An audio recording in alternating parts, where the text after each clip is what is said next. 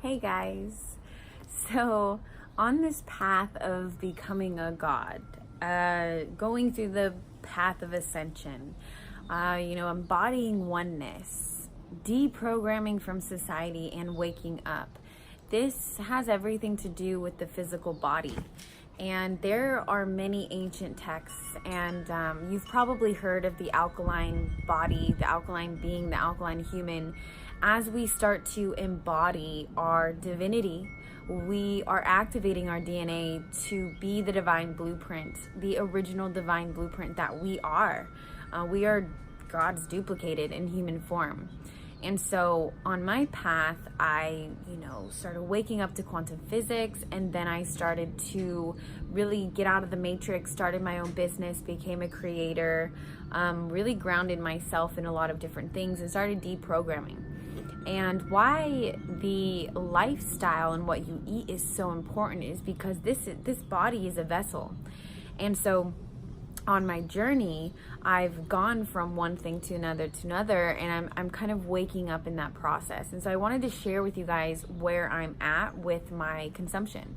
I don't like to use the word diet because it has the word die in it. So I'm still letting that one go.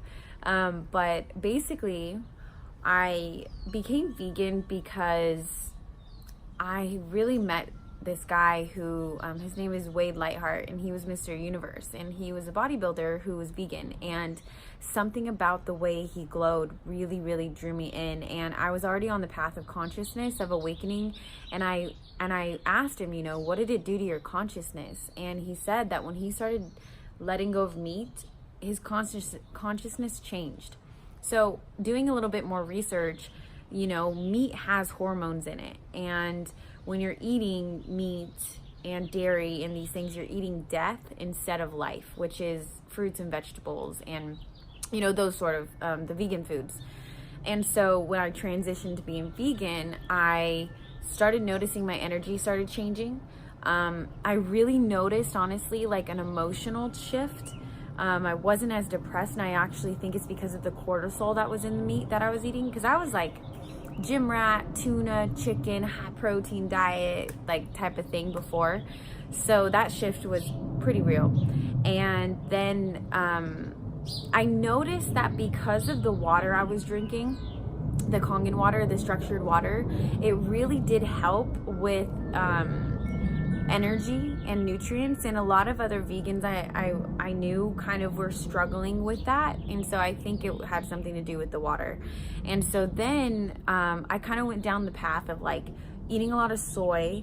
I was eating processed, but then I started changing my diet and my lifestyle and really looking into eating more whole, and I would cook better. And I was still on the path of veganism, but when I found superfoods and chlorella and really started educating myself on that front, I started realizing that I was actually lacking in a lot of nutrients that a lot of vegans actually lack in. And we have to take into account, being vegan, we have to make sure we're hydrated.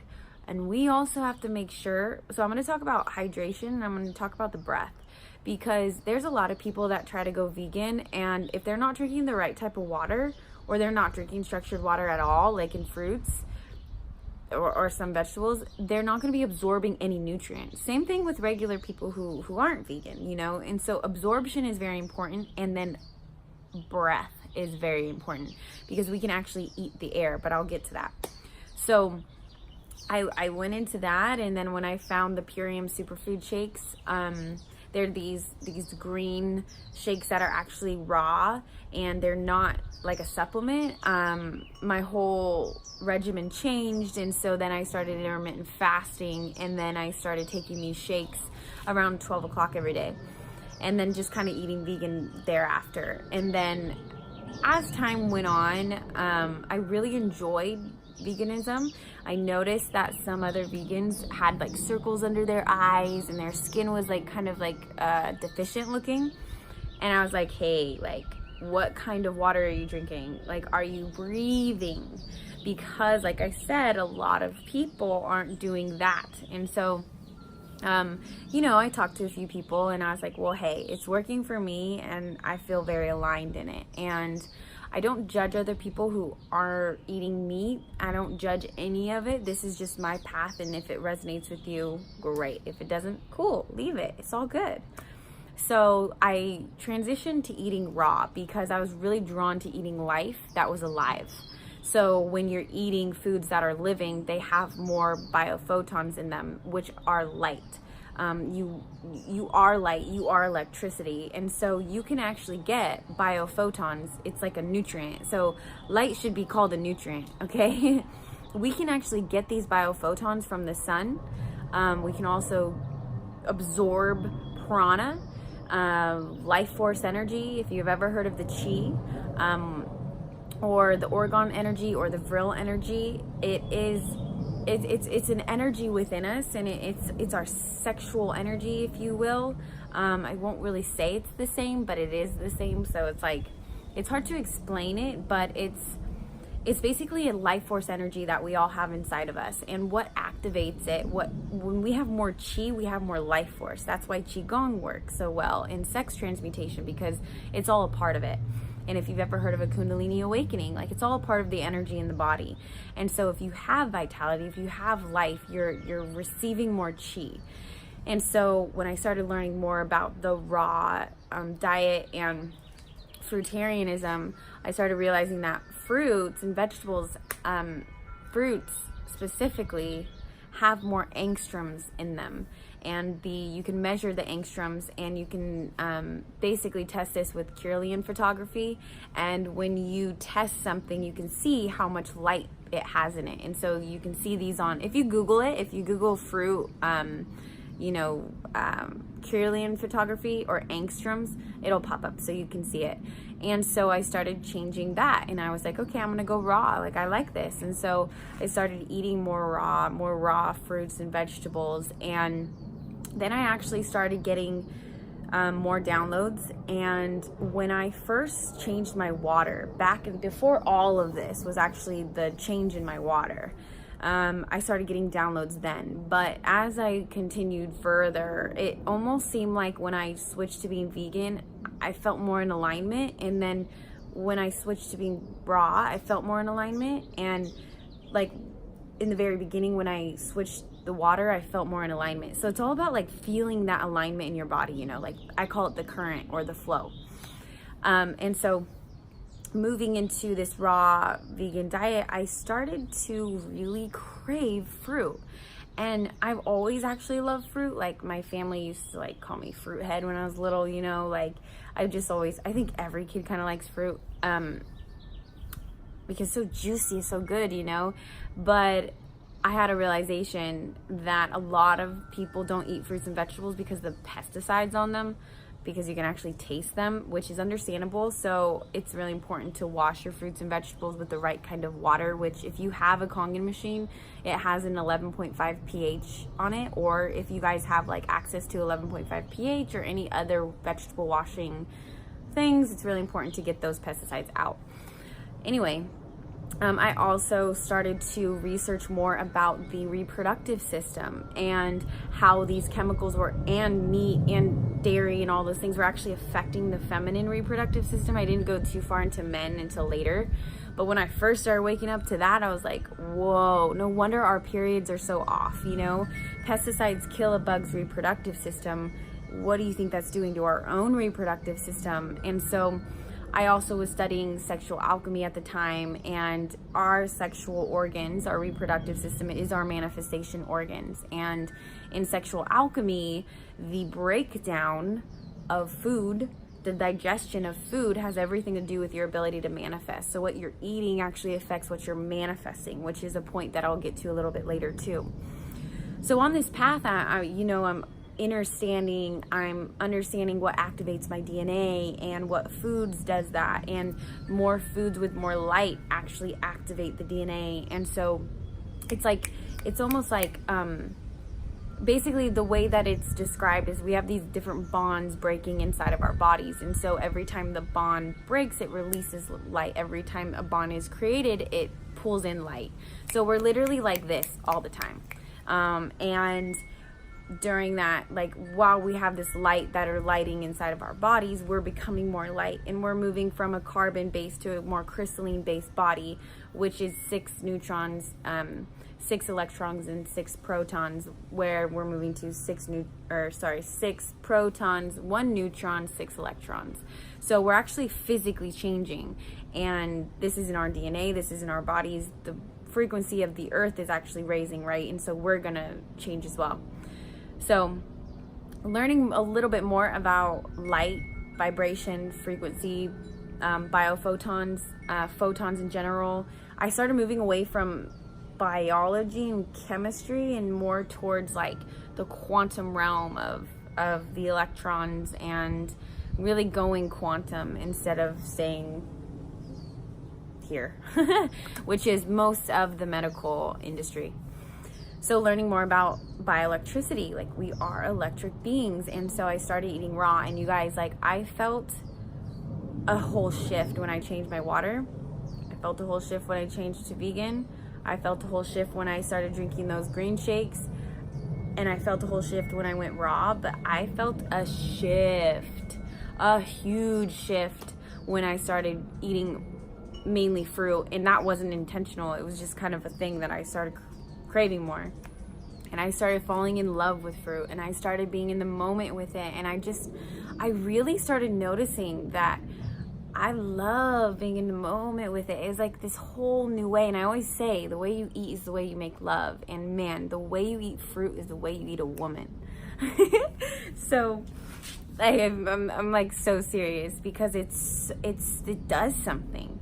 It totally does something. But I started noticing something, and I ended up doing a fast. And I do fasts because they regenerate the cells in the body, produce more stem cells and human growth hormone. And I won't go too much into fasting, but this all depends on your blood type, where your ancestors are, if they lived on the equator, if they had to hunt to survive. You know, there's a lot that more whiter people have to deprogram from with hunting, because their ancestors had to hunt to survive. So if they were trying to do, I don't mean to say they because I'm part white too, but you get what I mean. So the transition into vegan isn't actually, or raw or fruitarian, isn't actually as easy for everyone. Everyone's different. That's super, super important to understand, is that our blood types actually have a really big effect on what we eat.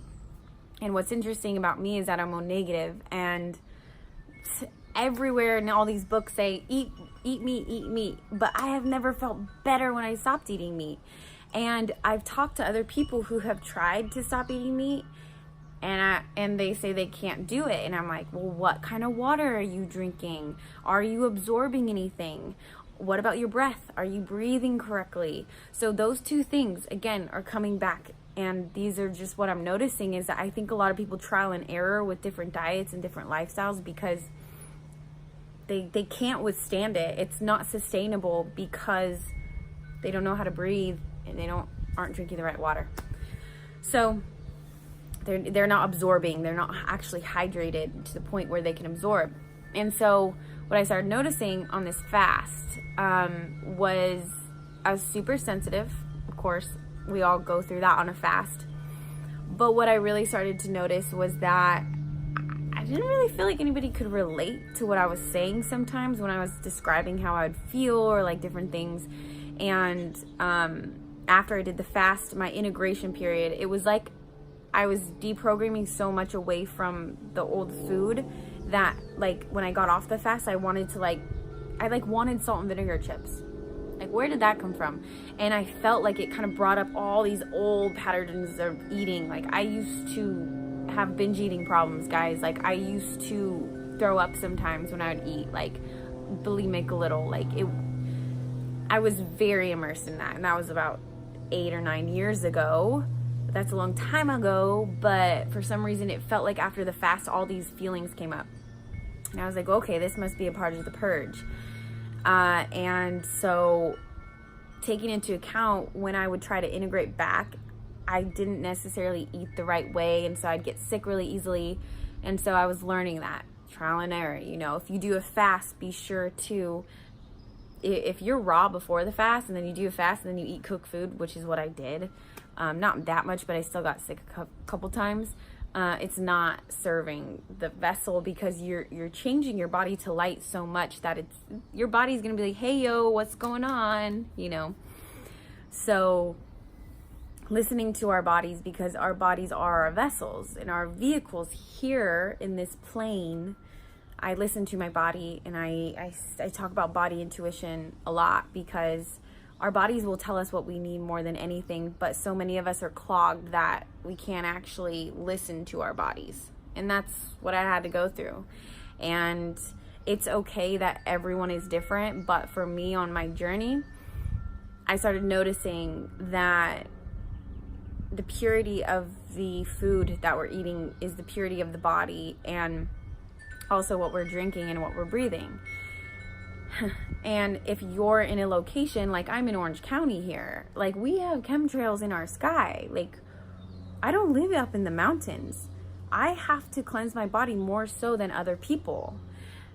We have pollutants in our environment that maybe other people don't. And so I chose to change my water to a machine that recreates spring water with natural antioxidants and a negative charge, where I always tell people, like, if you can live up in the mountains and you can get that water from the mountains, go for it. That is what we should be doing, but not everybody has access to it.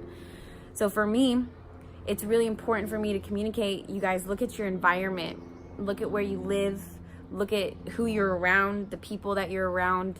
There's so many different factors that go into this. So asking yourself too, if you're breathing correctly, if you're drinking the right water, so that if you know, I know a lot of people are thinking about going back to eating meat if they're vegan, or maybe if you're vegan eating raw, you're thinking about going back to eating cooked.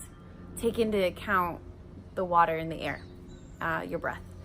So moving forward, I started to eat the sun a lot when I was fasting, and I was like, okay, like I can get energy from the sun. Like I said, those biophotons. There's a great documentary called Eat the Sun if you guys want to know more about that. And so I started to absorb the sun, and I would get these downloads, and I call them the water codes, because there was a lot about water that I started downloading. And that's when I really realized that a lot of vegans aren't drinking the right type of water, so they're not actually absorbing anything. And then realizing that I was on fruit, and then I love fruit. So when I go back to eating fruit, there is something that nobody really talks about, and I'm going to talk about it. When we start to move towards this fruitarian or raw diet, different things come up. You're more sensitive, and you're a cleaner vessel, so who you're around actually matters. Like, I had to kind of sit out on a few tribe meetings because I was just feeling a lot of energies, because that's what you feel. If you've ever fasted, you know. But what happens too is that a lot of old patterns can come up.